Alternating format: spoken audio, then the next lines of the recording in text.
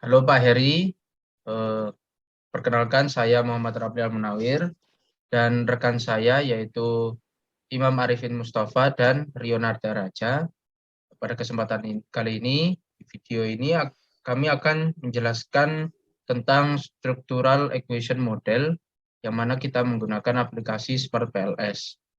Pertama-tama, saya akan menjelaskan di mana sampel yang kita akan ujikan yaitu sebanyak 270 dan indikator yang dimilikinya sejumlah 96 dan nilai yang hilang berjumlah 0 yang artinya tidak ada nilai ataupun nilai-nilai yang di dalam tiap variabel itu kosong atau tidak diisi sehingga kita bisa melanjutkan melakukan structural equation model.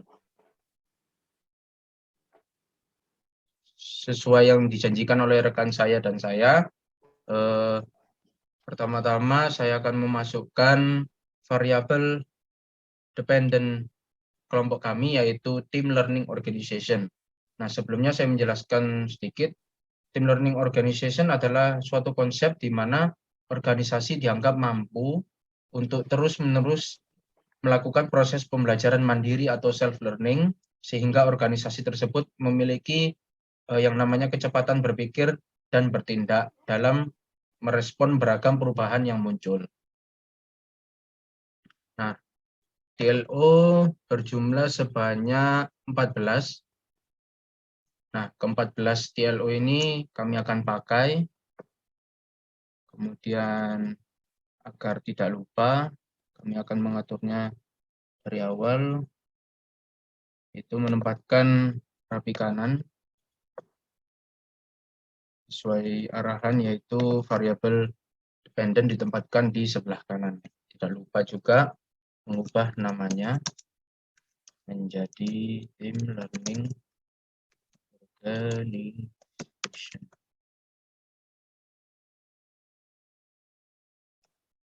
Setelah selesai menginput variabel dependent, kemudian kita mengambil variabel moderator untuk selanjutnya.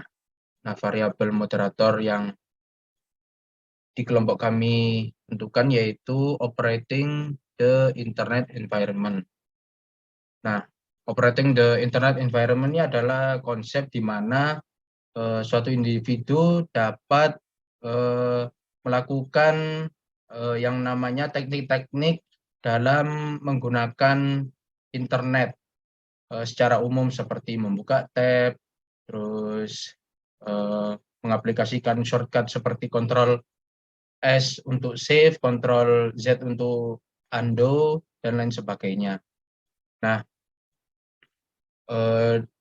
dalam kali ini OTIE secara singkatnya itu berjumlah total 14. Namun pada kali ini kita akan mengambil dari sampel nomor 5 hingga sampel nomor 14.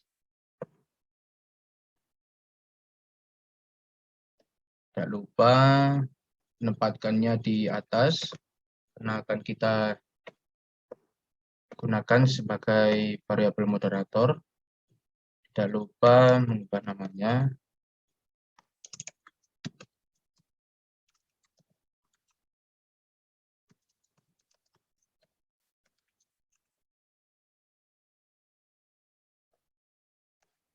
Setelah selesai, kemudian mengambil variabel independen, mana kelompok kami menentukan variabel independennya yaitu communication skill. Kita cari.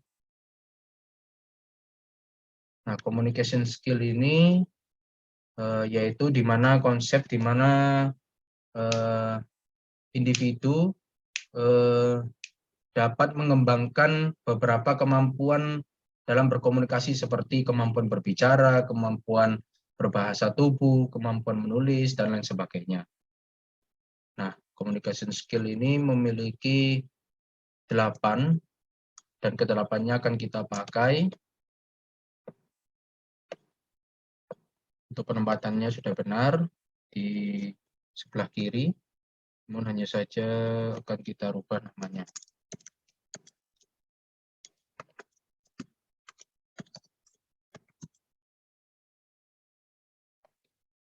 Dan yang terakhir, kita akan mengambil variabel mediator untuk kelompok kami, yaitu intrinsic religiosity.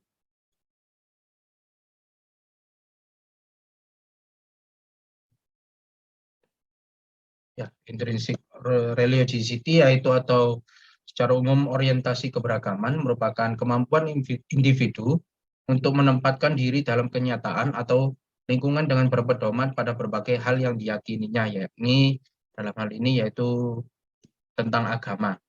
Nah, konsep ini merupakan unsur penting dalam memahami perilaku keberagaman individu, termasuk di dalamnya contohnya seperti seorang mualaf yang baru saja masuk ke agama Islam, ini sebagai contoh saja. Nah, intrinsic religiosity memiliki 5 variabel dan kelimanya akan kita pakai. Kemudian kita tempatkan di bawah. Dan tidak lupa mengubah namanya.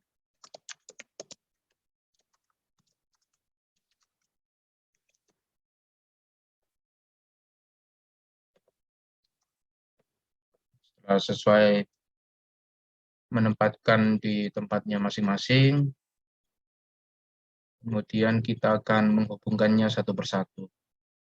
Pertama, saya akan menghubungkan ke variabel independen ke variabel dependen, variabel independen melalui variabel mediator, dan kemudian lanjut ke variabel dependen.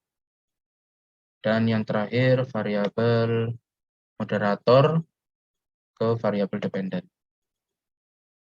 Nah, tidak lupa juga kita akan memberikan efek moderasi, mana variabel moderator yang akan kita jadikan yaitu operating the internet environment, dan variabel independennya yaitu communication skills. Setelah selesai, kemudian kita akan melakukan penghitungan melalui algoritma PLS.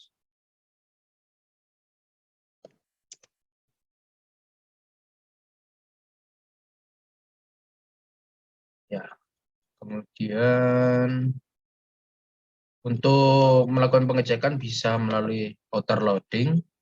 Kalau di outer loading ini bisa kita lihat bahwa ada beberapa variabel yang menunjukkan nilai berwarna merah. Artinya kita akan buang, kemudian kita akan lakukan penghitungan ulang. Namun untuk secara singkat, saya akan langsung ke tab ini. Kemudian kita akan melihat masing-masing satu persatu variabel-variabel mana yang memiliki nilai di bawah 0,7 dan di atas 0,9. Nah, pertama-tama kita akan membuang variabel OTIE 13, di mana memiliki nilai 0,6, yang artinya di bawah 0,7. Nah, kemudian kita akan melakukan penghitungan ulang kembali.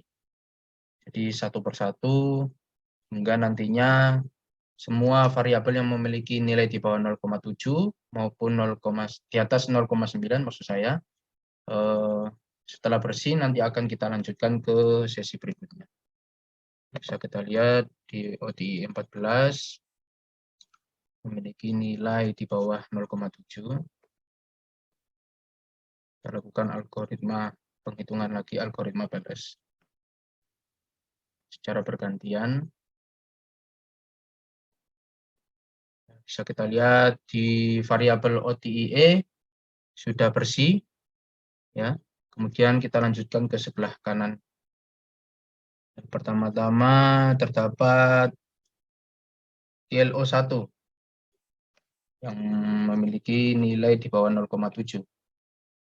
Kita hapus, kita lakukan perhitungan ulang.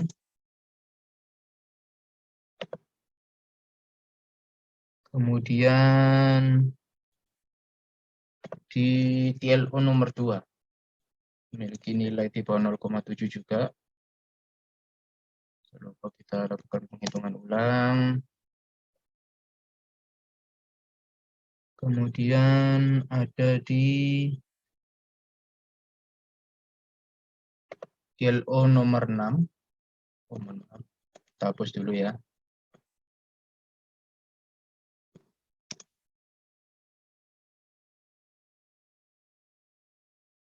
Kemudian TLO nomor 7.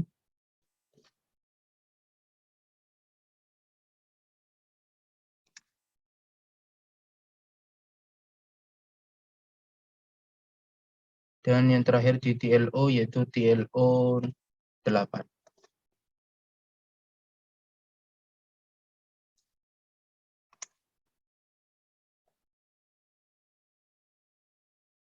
Oke, setelah selesai bersih di TLO, variabel TLO, maka kita berlanjut ke sebelahnya di variabel IR.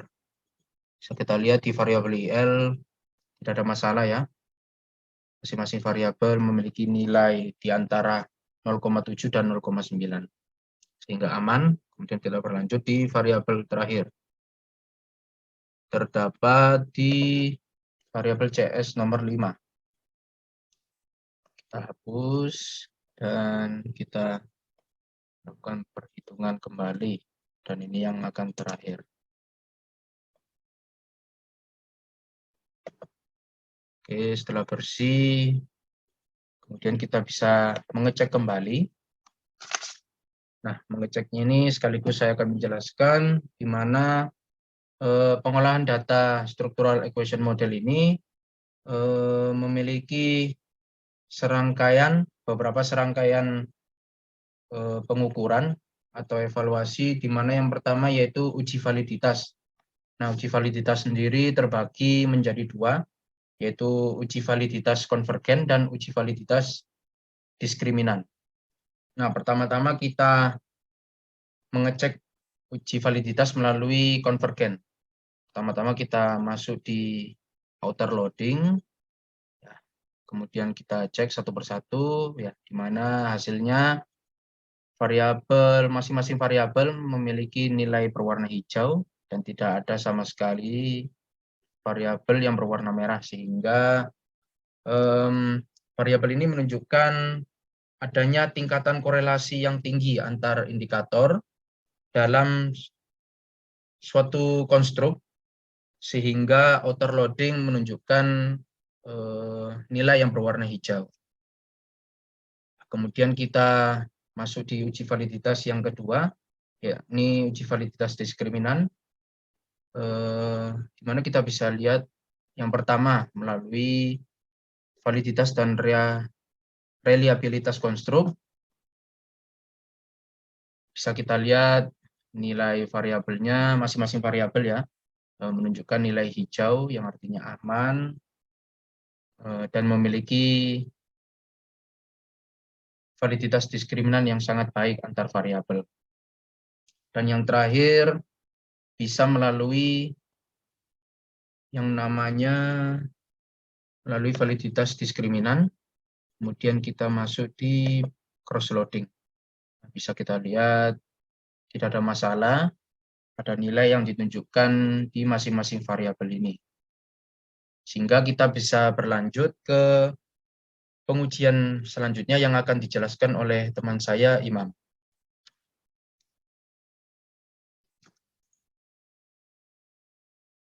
Baik, selanjutnya akan masuki uji reliabilitas. Dalam uji reliabilitas ini terdapat dua pengujian, yaitu Cron-Barnes alpha dan juga komposit reliabilitas.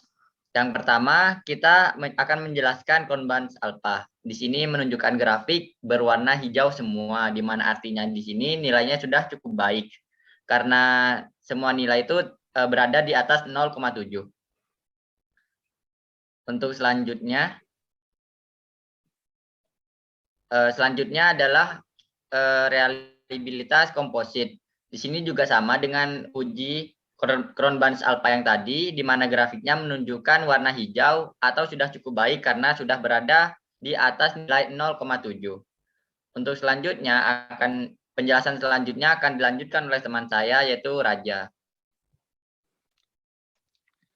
Selanjutnya saya akan menjelaskan uji inner mode, yaitu dilakukan untuk memprediksi hubungan kausalitas antar variabel laten dengan variabel laten lainnya. Dapat diketahui dengan dua cara. Yang pertama, R-square. Semakin tinggi data yang ditunjukkan, maka semakin besar hubungan baik antar variabel. Lalu cara yang kedua melalui bootstrapping.